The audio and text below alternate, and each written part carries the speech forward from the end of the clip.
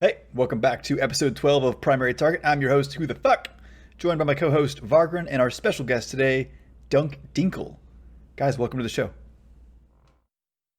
Hello, all. Hello. So let's dive right in. The first thing we ask everyone when they're on the show, Dunk, is a little bit of their background. And I feel like if I ask you for a little bit of your background, that's not doing you any justice. So tell me, Tell us story. all about yourself, Dunk. Who are you? How did you come to this crazy game of ours? I will try to be brief. I've been playing video games for a long time because I'm an old person. And I used to play a game called Ultima Online, which is a spiritual ancestor to EVE Online in the hardcoreness of Ultima Online, in which you lost all your loot and everything like that, and you woke up naked, that kind of thing. So I kind of gravitated toward EVE Online back in 2008. I started playing. I was terrified of nullsec. Lowsec seemed very scary, and I was a high-sec mission runner for quite a while. I joined a group called Moose and Squirrel that was run by a husband and wife team who eventually got divorced, and then, believe it or not, the corp folded, and there was much drama. Wow. That's like a super high drama start.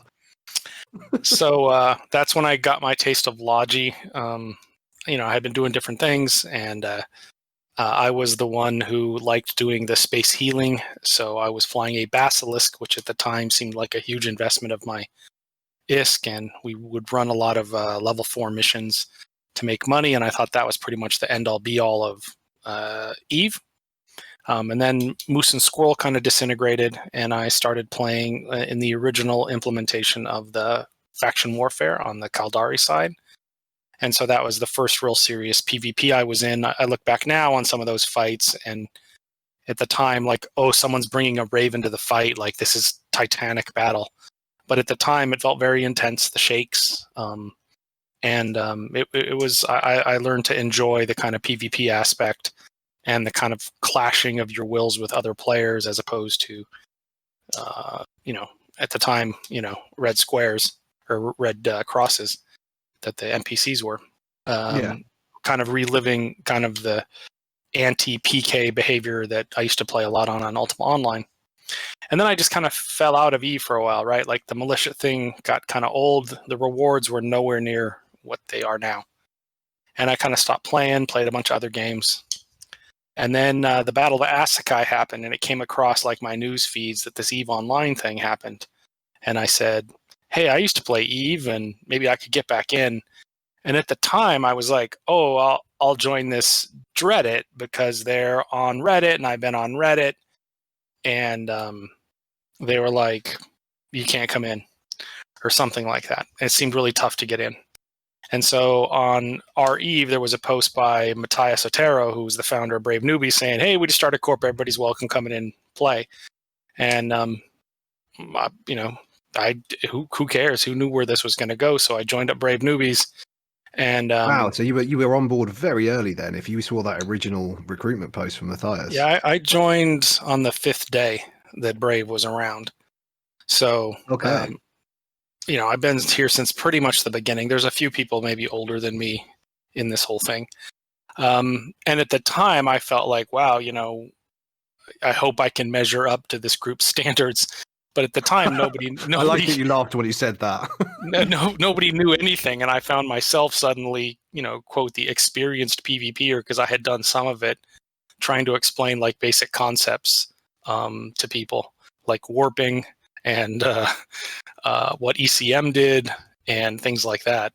And it was just the crazy time of this unlimited growth, where this accepting everyone and accepting huge amounts of players like kind of started to turn the game on its ear. So I've been with Brave ever since. For those people that weren't around at that time, don't really understand the scale of Brave then, because I wasn't around at that time as well, but this is something that I've heard from the older members. But Brave was vast, like absolutely kind of blot out the sun with Atrons level of vast.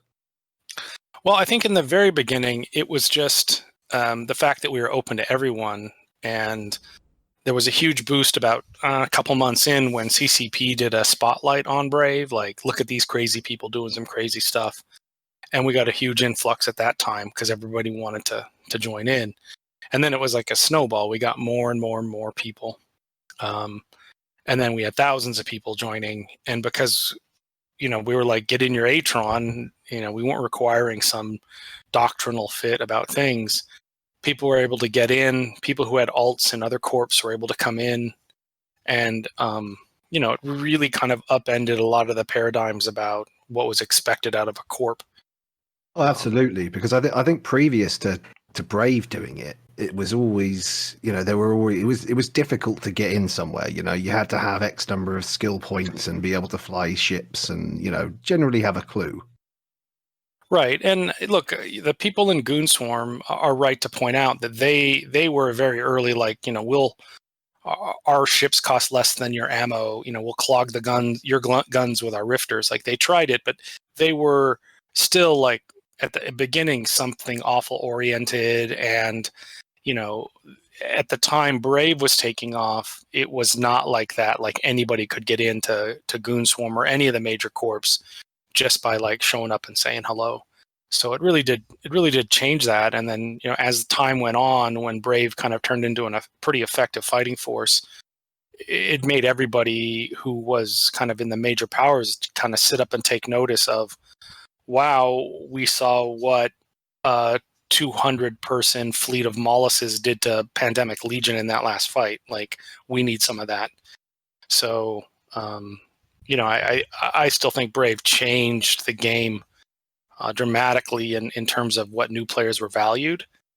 And then the big event happened. They did what was it called? This Is Eve video that CCP put out.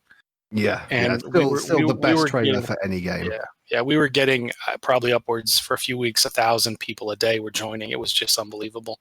Good Lord. So, That's insane. of course, it all crumbled in a pile of tears for a while there. But at the time, CCP kept having to up the maximum size of a corporation just for Brave.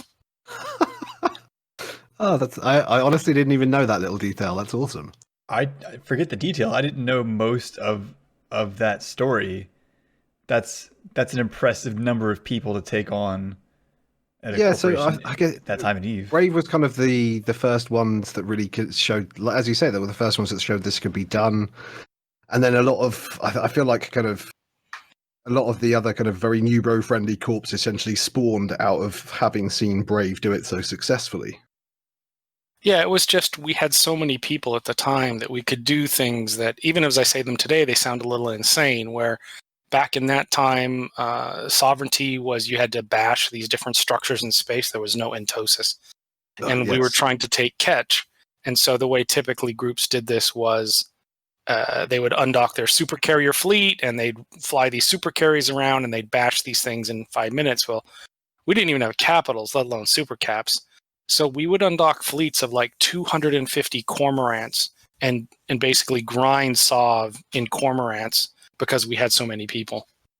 And just people had never seen anything like that before.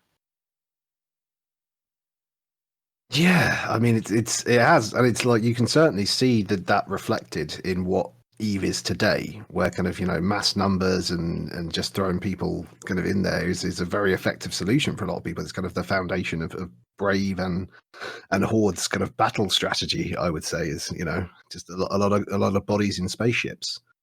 So I've been in Brave and I've been an FC in Brave, and I understand, like, we went and did like Sov defense in Tal Wars many times that I've FC'd it, and still for some reason your story about the beginnings here is just, it's leaving me speechless. Like, I'm just it was a crazy time. That's yeah. I mean, I think those early days, that first year and a half, was just so tumultuous from a complete lack of any structure or organization and kind of infrastructure to run an organization that at one point we were over 12,000 people, 12,000 characters in Brave, and we hadn't even been around a year yet. So it was just chaos consistently. And I don't know that you can ever recreate that chaos. You hear people that talk about like Brave should go back to this and Brave has changed and whatever, but what they forget is besides all those crazy fun bonker stuff was all of the infighting and people trying to take over and spies and all the drama that went on that was really a lot of people were like, I don't want this, I'm leaving. So My God, yeah. I mean, I can only imagine with, as you say, 12,000 people and thousands of applications. And I mean, it must have been so difficult to just balance all of the personalities, if nothing else, like let alone all the spies and the rest of it going on. It was just, I can't express how just bonkers crazy it was in the beginning. Like at the time of the coup, the actual effective coup, I knew people were upset with Lichten because, to be honest, he wasn't a great manager. Like he could be inspirational, but to manage a group of thousands of people wasn't his skill set, and people were frustrated with that at the time. And I remember waking up one morning, looking at my laptop, seeing that there'd been the coup. There's messages from people to me on both sides of the coup saying, will you be CEO of Brave to kind of end this coup? and like I just looked at it and it was so overwhelming and chaotic. I just shut my laptop and went to work and just hoped that by the time I get home tonight, like maybe something will be a little more stable. Just hope it goes away. Just ignore it. Hope it goes away. It was one of those things where it was just like, I think people see me now as kind of helping lead Brave, but at the time I was just like a guy that nobody kind of thought bad of, and they all knew I was kind of a little bit more experienced in managing people. So like suddenly, I don't know, what was that, 5 years ago, 6 years ago? Like they were like, "Do you want to be CEO?" And I was like, I can't even really process this right now. So I went to work. So when all this was going on, were you just Dunk Dinkle Brave member? Like did you have any kind of official Brave role at this point? No, not really. I mean, I have studiously tried to avoid any formal responsibility in Brave for as long as possible. It's a very smart move. I played it quite similar. But it's weird because you are very much so the cultural leader in Brave, I feel like. And that's... Well, I have this weird feeling, a weird opinion about not just Eve, but life in general, that usually the people who want the power the most in any organization are probably the worst people to be given that power. So sometimes I could not possibly agree more. I think I've even talked about exactly this previously on the podcast, but I completely agree, Dunk. And you see it you see it all the time, especially in Eve, where people want a certain title, or like titles are important, and I get it, like a sense of achievement and things like this, but people will be like, I want to be this level of FC, or I want to be the second, like they want this power. They think somehow it does something for them. And maybe it's just my life experience in real life. I'm an executive in a big company, and I have had more than my taste of being in charge, and I don't need that validation in the game. In fact, I just want to come home, do my Eve space work, and not have to worry about person A said this to person B, and then person C did. Like, I don't want to have to do that. So invariably, leadership leads to a lot of that kind of thing. Yeah, that makes sense. Honestly, it's an incredibly healthy attitude to have, and one that I wish was shared by more people in leadership positions through the game. Well, every group has different styles, right? Like Brave right now is trying to be like, we refer to it as like laissez-faire, right? We want to let people kind of choose their own paths and not be such a, you must obey all these rules all the time. I mean, we're strict about the few rules we do have, but compared to some of the other groups, we're very loosey-goosey. Oh, absolutely, yeah. Compared to, there's no PAPs or any kind of participation. Like we don't do that.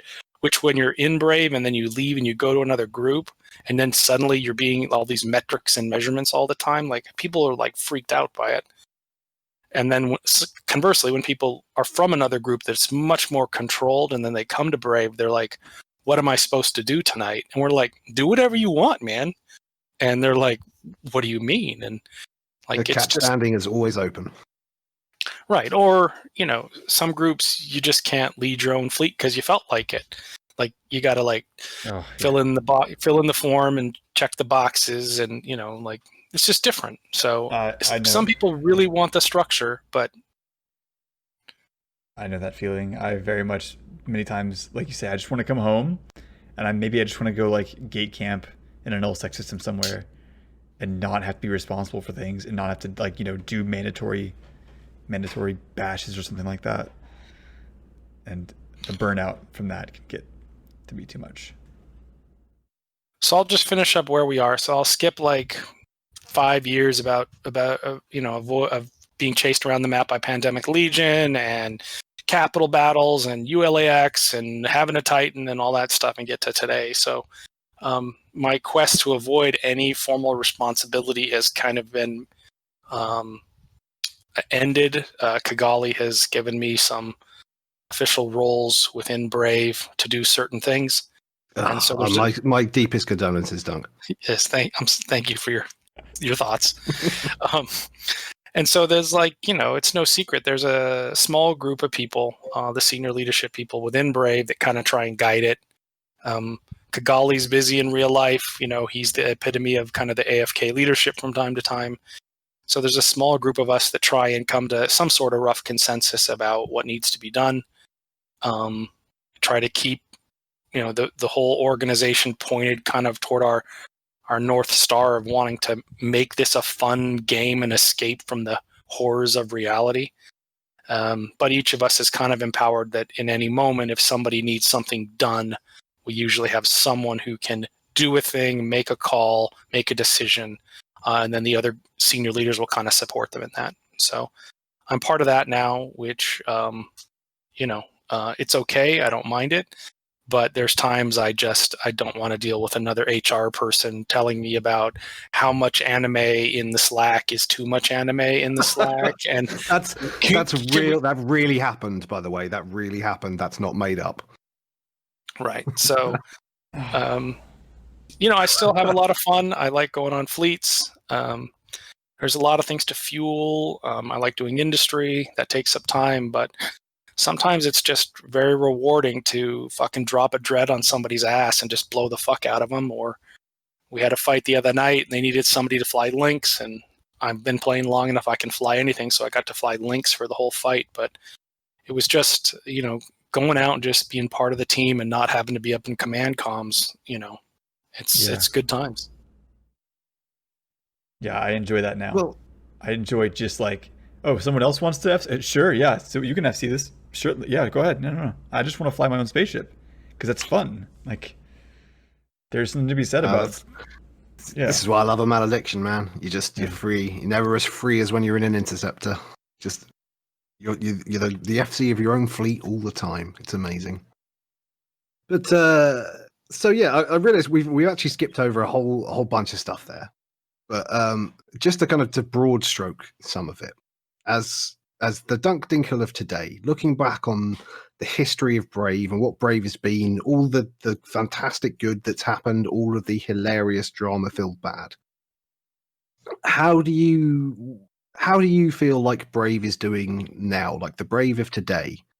Like, are you, as you say, this little leadership core team? Are you you feel like we're kind of on the right path where we're going well, or are there aspects of the game that you feel are limiting? Are there things that you'd want to change? Like, what's the Brave of the future going to be? Well, I think we're doing really well now. I mean, we have a pretty good solid lock on kind of maintaining a culture, which is important to me, that people feel welcome, that they shouldn't feel uncomfortable. It kind of got established very early, this whole stay classy, which doesn't mean you can't use a curse word. It just means don't use slurs and don't be a total asshole to other people that you play with. And that's important to me because the internet is full of terribleness, and I don't want Brave to just have all that edgelordiness involved in it. So I think we've ingrained it well enough now that if somebody says something in comms or does something, it's not the leadership that kind of steps in. It's everybody kind of says, we don't do that, which makes me feel very good. I think I can Braves- tell you, Dunk, that the culture shock that has given me when I play other games after being used to the stay classy culture of Brave and being a very strong believer in it. Like, I really think it makes Brave a much better place to be. That when I play other games in other settings with members of the public, it blows my mind how rude and unpleasant people can be, and it's such a culture shock, and it's such a nice thing that the Brave has managed to maintain it. I've been playing Call of Duty, whatever. I can't remember the current one. My Warzone? daughter. Yeah, my daughter Yeah, works on that game, so I started playing it to see what it's all about, right? And like the way people talk to each other and all that in those kind of games, it's just like I just want to turn my computer off and like give everyone in the world like sterilization so there's no more children because it's just so terrible. Like, you know. Yeah, it's really after like a couple of games of Call of Duty or something, you do start rooting for the coronavirus, which is, feels horrible, but it's just So yeah, the Brave I think is like this enforcing well, as you say, it's not that you even have to enforce it. It's just it's right there on the front door, It's be brave, stay classy, be brave. Right. So I think that feels me like we're going really well. I think as like for blowing up spaceships, I think we're doing really good. I think we've tried to navigate a balance where you can play Eve with Brave and have Titans and Supers and be able to use them and drop capitals and do blops and a lot of higher end gameplay you definitely can do within Brave now that was unthinkable 5 years ago. But we still remain a place that, hey, you just started a week ago, we can fit you into a fleet and get you part of a fight in a battle and things like that. So our role in this latest war with the Imperium has been really good. I think people on both sides are seeing Brave as being a pretty effective fighting force. We're committed.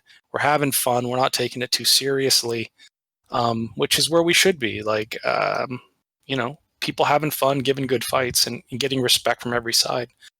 Those are two things that I took away from Brave when I left. Was stay classy and value fun much more than valuing eliteness and killboard stats. And that's something that when I started my own corp that I ask everyone now that joins, I'm like, which would you rather have? A very green killboard or fun? And fun may mean that you lose some spaceships and not have a green killboard. But I want to I want you to be able to fit in here, and we kind of value just fun more than just killboard stats. And most I people say just why want to not have both, fun. but that's just me. Not everyone's as good as you. Sorry, I try. Yeah, it is. Look, I'm not a big killbore fanatic, but it is awfully tasty when we kill one of these blinged out roamer people who've been like talking shit in local, and then we blow up all their mods and especially their pods. Like, it feels good to see the kill mail on that, right? Yeah. Oh yeah. So it's I live all, for those moments. yeah. So as far as where Brave wants to go, well, I think the lesson I think Brave learned a long time ago, well, maybe not a long time ago, the hard lesson Brave learned was it's really hard in Eve to be like living in an orange donut. That's what Lichton tried to do with Hero, in which we were going to sit and catch, and we were going to not have any agreements with anybody, and we were just going to fight everybody, and no agreements, no politics, no meta, no, we don't need to do any of that shit.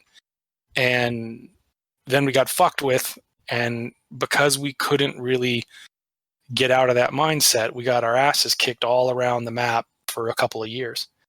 And now, we're part of Legacy, and it's good. I like working with those people, but you are kind of bound into this large coalition level grouping that can limit kind of the freedom you have to do other things, to fight people, that kind of stuff. So when I look at this war, and I've said this before to other people on both sides, I'm hoping that it leads to a bigger shakeup of not just, hey, the Imperium got knocked down to size, that it leads to a new shakeup of this kind of three-way coalition stuff. That you only have like three choices. If you're an alliance, you have to align with one of them, or someone's going to come smush you. So, who knows what this is going to bring? If I could write the script, I would have a Titanic battle in which 2,000 Titans and Supers all die, and the amount of Titans and Supers in the game drops dramatically, because that's better for Brave, because we don't have a huge super force. I'd love I as think many that's of better them. for the game in general. I'd love it. Well, I'm going to speak on part of Brave. It's like the more destruction, the more chaos, the more fracturing, the more just inevitable destruction that goes on over these next several months.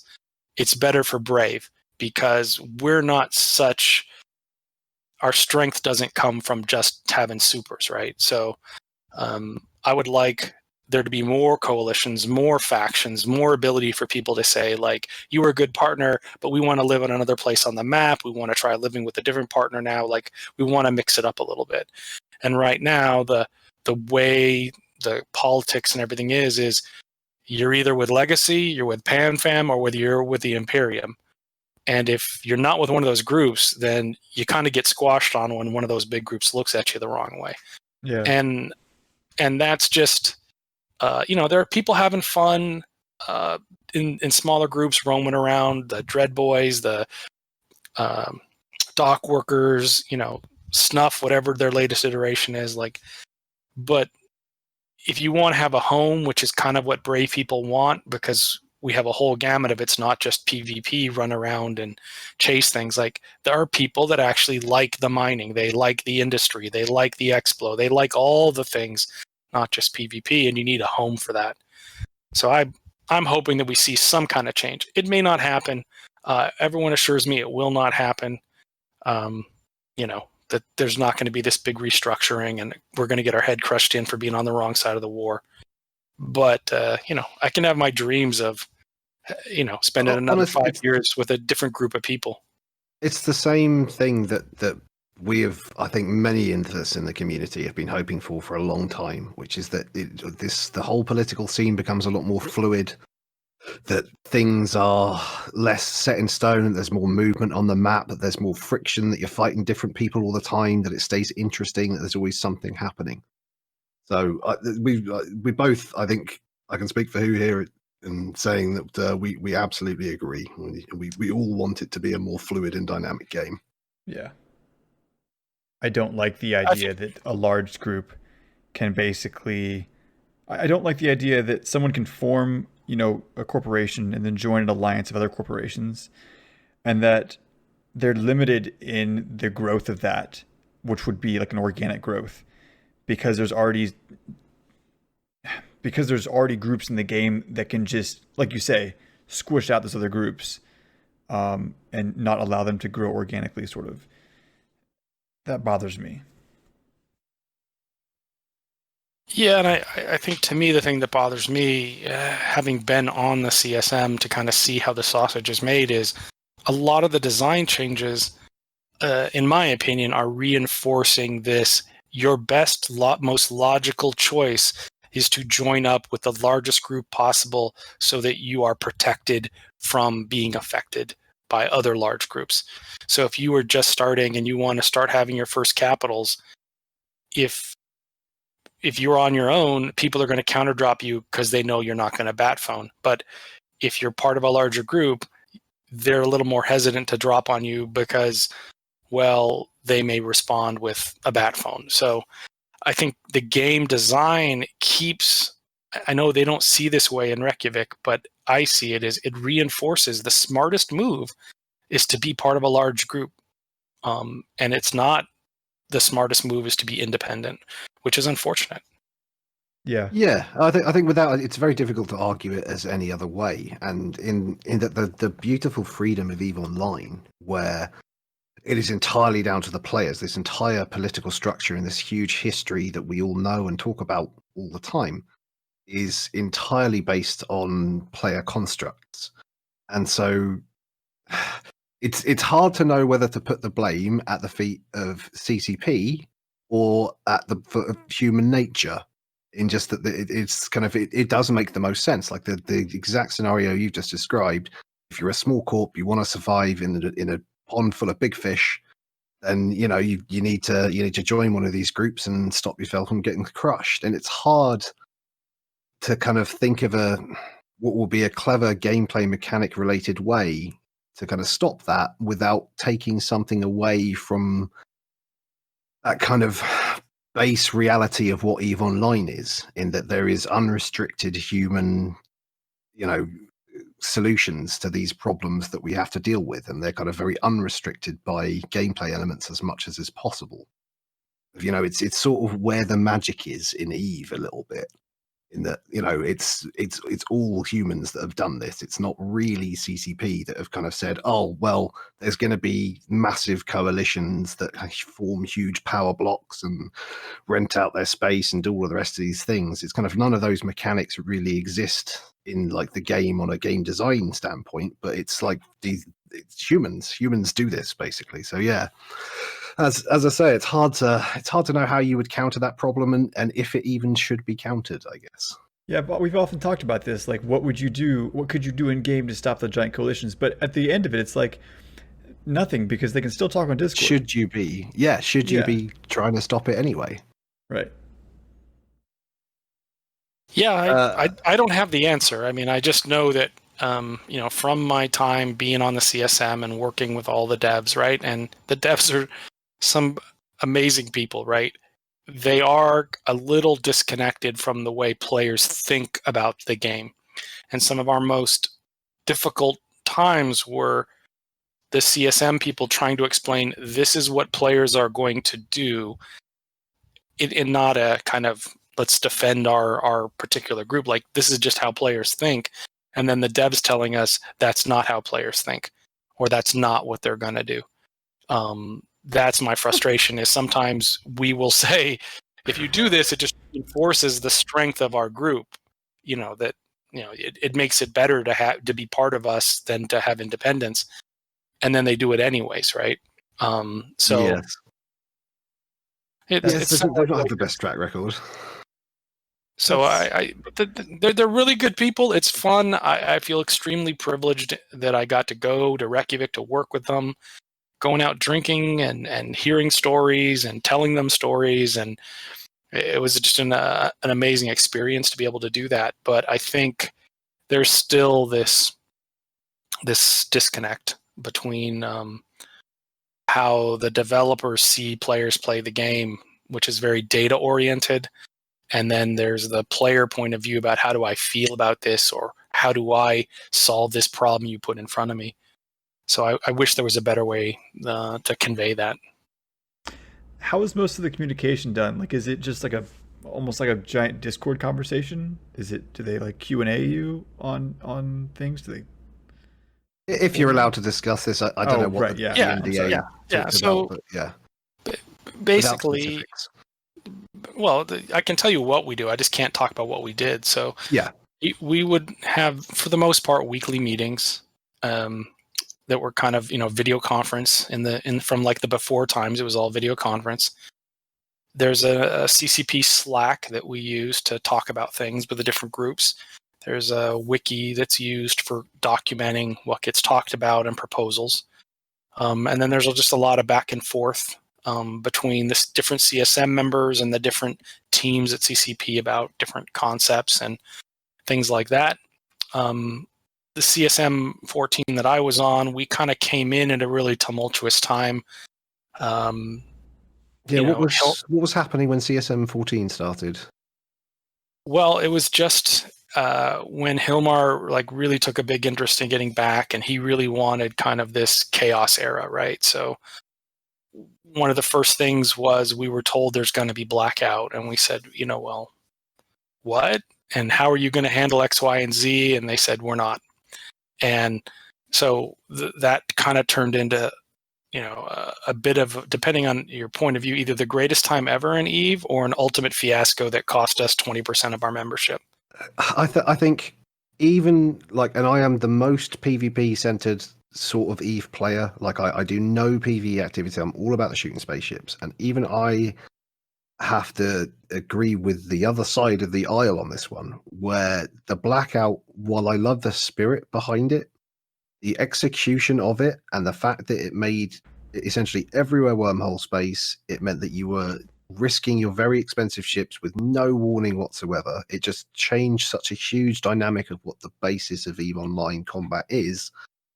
that it was kind of turning that, if you undock, you consent to PvP thing into like a far higher risk than it ever kind of should be for people to be undocking very expensive spaceships. If you're one of these guys that rats in a super and suddenly there's no local, that's an awful lot to be kind of, sticking on the field with no real warning system. So yeah, even the most extreme PvPers among us have to agree that the blackout was could have been done better. Right, and I'm not going to try and revisit the whole was it good or bad. It's just that was the beginning of our term. Yes. And at the same time, there's a lot of in the community dispute and argument about is blackout good, bad, chaos era, is it great or what? There's this intent to change a bunch of fundamental things in the game. And then also, which, it's now public, but CCP did a major reorg of their entire development side of the house. And in that, there is, people stress and politics, and just like any company, like this is a company we're dealing with. It's not like a social club. And so we're trying to, like, who do I talk to about industry? Who do I talk to about this bug? And at the time, they're all worried about, like, am I getting fired? What team am I going to be on? Who's going to report to who?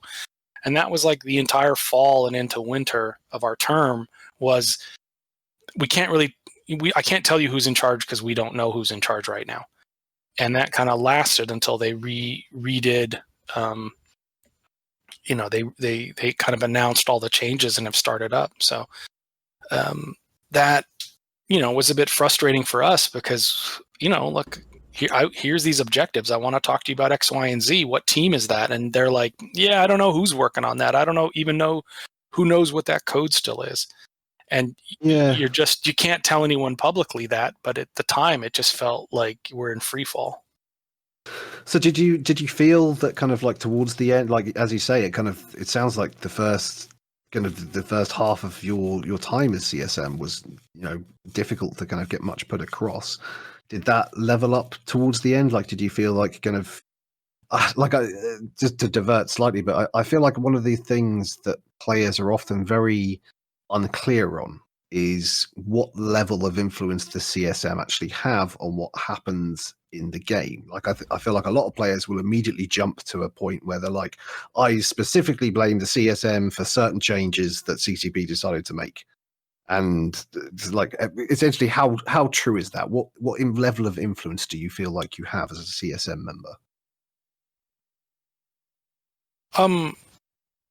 Yeah, you don't have, you're just like an advisory group, right? Like there's no voting, there's no demanding, there's no slamming your fist on the table. Like you're just like, if you do this, people are going to be upset. Or if you do that, I think people will be happy. Or if you do this, or here's an idea. Have you thought about why X, Y, and Z? You're just kind of like a conduit of information into them. And 90% of it, they don't have time to deal with. And then you are kind of a sounding board when they say, we have this crazy idea. What do you think? And some of us will like it and some of us wouldn't like it. Like the HyperNet, the raffle thing, right? Like I was like, oh, people will love doing the raffle. And then they said, well, we're going to do the raffle, but here's, let us show it to you. And I saw it and I was like, well, you kind of need search and you kind of need some other things. And they decided not to do those things. And so it kind of like launched a little bit crippled. So I think it's amazing that they allow this kind of group to go there and have this kind of insight to what they're planning. I don't think that happens in a lot of games, but I would say it's a minor influence, right? It's just like a gut check, if anything, of like, is this horribly bad? Are we making a terrible mistake? And there were some things we heard that we were just like, pretty crazy off the top of, just out of bounds crazy stuff that when we kind of explained a couple like use cases of how we might use it just in 15 minutes of hearing about it for the first time, they were like, okay, maybe back to the drawing board with that. So, okay. If nothing else, just acting as a kind of an immediate barrier to things that would be truly crazy ideas. I think if the CSM is just serving that function, then they're probably doing a good job. But yeah, certainly you'd like to think that the dialogue was kind of as you say, it's difficult because it's. I can't think of Well, no, another you video would game hear, company that does you would this, you hear, know? they would be able to hear differing opinions about the same thing in the room from two people, right? So they would be able to Yeah. hear both sides. And if you go and read the minutes that they publish, you'll see like different people on the CSM having opposing opinions. And so they could watch that discussion happen and take from it like who's the bullshitter and who seems more real in a not a Reddit, or a forum Yeah. post thread. Like they could ask a It's a question like, well, for microcosm of the clarity. community. Right. And so, watching Villy explain, okay, this is how capital, super capital escalation happens right now. Like this is how the decisions get made. And then having the people from the Imperium back him up that that's exactly how we choose when to fight and when not to fight, and informing CCP, that's powerful. And it's also helpful for them when Olmeca and Gobbins are on two sides of this is what it's like with whaling and hunting and all that kind of stuff. And our bomber fleet's too overpowered or Kiki fleet's too overpowered. Yeah, they're definitely hearing it from the right people in the vast majority of cases. That's very interesting. I, for a moment here, forgot that I was the host of this show and was just enjoying listening to the two of you talk about this. Welcome back. Thank you. Sorry. That's fascinating. Yeah, Like, we have been going quite far, but there are also a couple of more things that I did want to talk to Dunk about as a wise and learned man and YouTube star. What have you had a look at this quantum cores update that's coming up, Dunk? I did. I wrote a little blog post about my opinion where I tried not to be a screeching monkey flinging poo, which is much of the community discussion. Yes, there have been some raised voices on both sides. I think it's fair to say. And to summarize my point of view is, yes, there's a problem with structure spam, mainly in nullsec, in which structures can be dropped, and then the effort required to take them down is inordinately, orders of magnitude more than dropping them. And so something should be done about that to make it more balanced.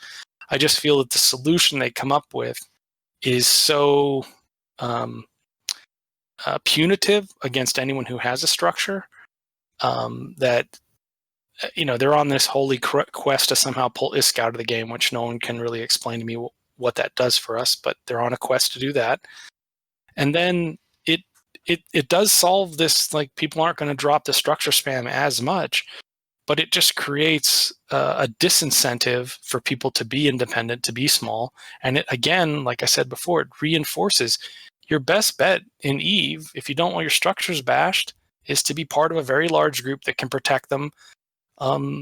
And don't go it alone. Don't make a small group because you're going to spend a lot of money. And now people have an even bigger objective for them to come bully you, which is part of EVE. I get it, but I would like to see more things in space, more people flying around, more independent groups, more of all those things.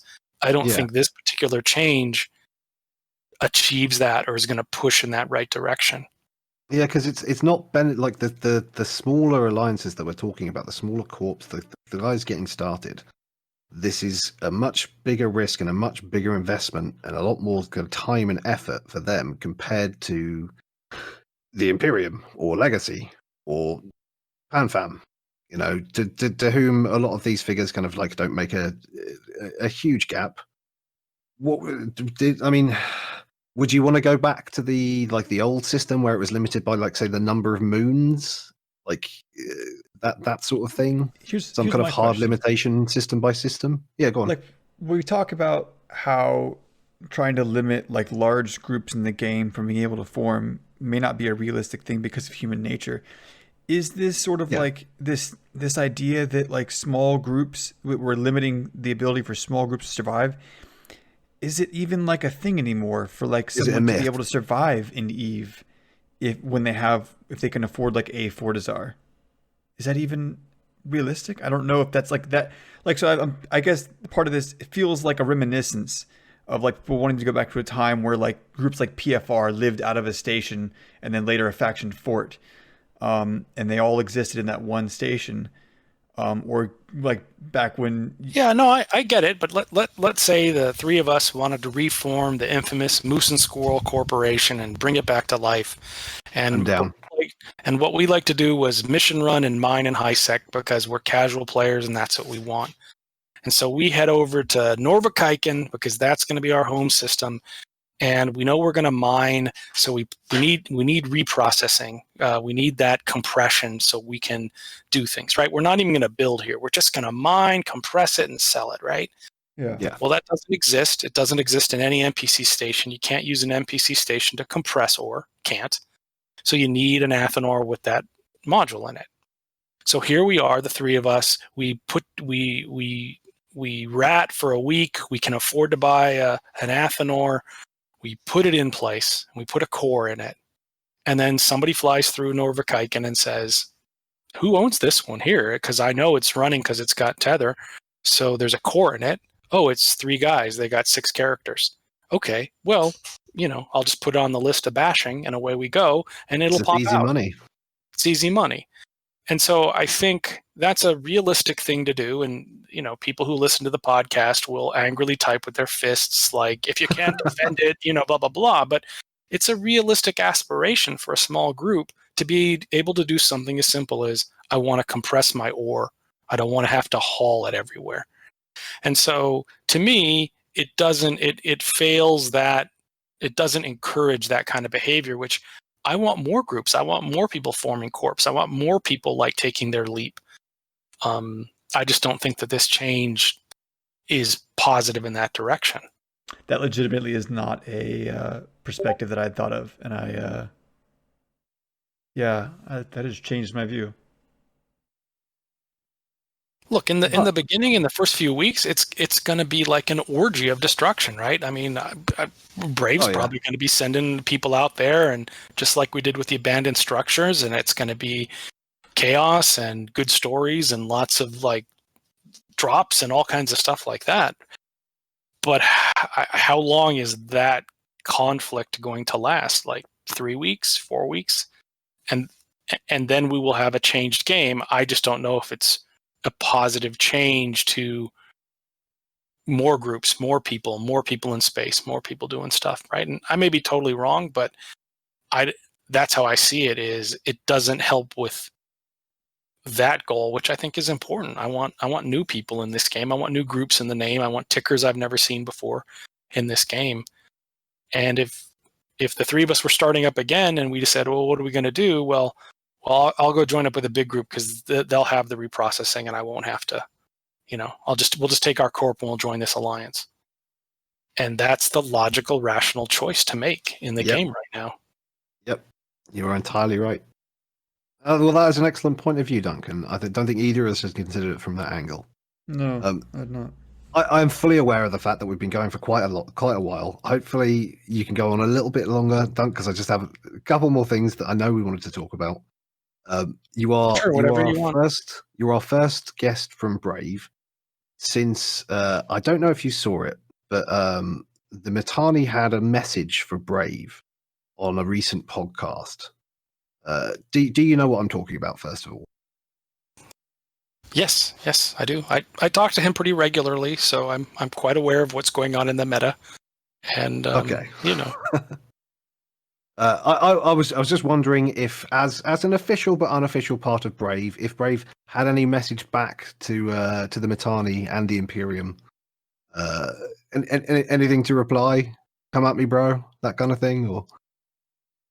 Well, not really. I mean, I did do a video, kind of a state of the alliance, where I talked about our opponents in the war and how I like the people and it's fun, and I raised a toast to them. And I urged Brave not to make it personal and not to be insulting outside of the game. I saw it, and it was excellent. So that's kind of our point of view. Like, I understand what Alex the person is doing in the character of the Mittani, that he is trying to inspire his people. He's trying to divide this enormous coalition of people bent on destroying his people. And he's trying to use every trick he has to kind of achieve both keeping the morale up on his side, because it's a daunting task they have, and to divide and demoralize the other side. Like how effective that is, well, I'll leave that up for the observer to determine. But I don't have Very any effective so response. far. Right. I don't have any, response that's like, hey, nani. Like, that's just not the way we roll. It's more like, let's let the guns in the game do the talking, I do That's have an one excellent question. and very level-headed response. Yeah, go on, Nick. Go on. I do have one more question. Where do you see this war ending? Truthfully. Like, is it? Do I you see don't know yourself standing exactly on how top it's of a going to burning go. delve? I don't know exactly how it's going to go, right? But I've given 2 presentations at like eVegas about leadership, and a key point I make in each one is about morale. And wars like this are not won always on the battlefield. In fact, like when we defeated Fraternity, Winter Coalition, in that last big war we had with them, they won the last Keepstar battle that we were having, but we won it because we broke the iHubs, like 20 systems around it, and they realized they were doomed, and they knew they couldn't rally their people to defend all those iHubs getting toasted simultaneously. So I think this war ends when the morale and the logging in of pilots is too low on one side or the other. That's just the reality of it. Like, if we get to a point where the Imperium cannot spin up 3 full fleets simultaneously, they're in a very, very, very bad way. And spinning up 3 full fleets simultaneously is not easy. Same thing for the coalition, right? If that coalition of these allies, if we can't keep this like multi-pronged attack going all the time and fill fleets up and counter what the Imperium's counterattacks are, it will start to fall apart, because then the people will say, I don't want to go into a meat grinder if I don't think we're going to keep winning. So it's a battle of morale, and I don't know. I honestly don't know how that's going to go. I hope it goes our way. I would love to plant my flag in 1DQ, but that may not ever happen. Well, yeah, I actually remember it from your podcast, your video right from the start of the war. So the video. Well, one of the things that you really kind of stressed was, it's going to be a long war. Take your time. Don't burn out. It's you just got to keep grinding at it, and it's very, very true now as we're coming into what, month 3? Is it three months now, Yeah. since the Great Nip Slip? I think it's still going on. Stuff's still happening. So just keep your head above water, and I certainly hope that it ends in kind of a burning 1DQ and all of the kind of the power structures that we know and love collapsing around us, and a new and exciting time for the game. Well, I think what you see out of the Imperium right now is they really want the final battles to happen now. Like, they keep taunting, like, come into Delve, come in, bring your supers and titans, we're ready, we want it. Because if you think about it, like, win it or lose it, they want it over with, because the stress on that side, I know that stress because Brave's been under it multiple times before, where you're hopeful, but you're not assured you're going to win and survive. And so they just want it over with, right? And unfortunately for them, there is no benefit to the attacking people to go fast. None, right? Our people are less burned out.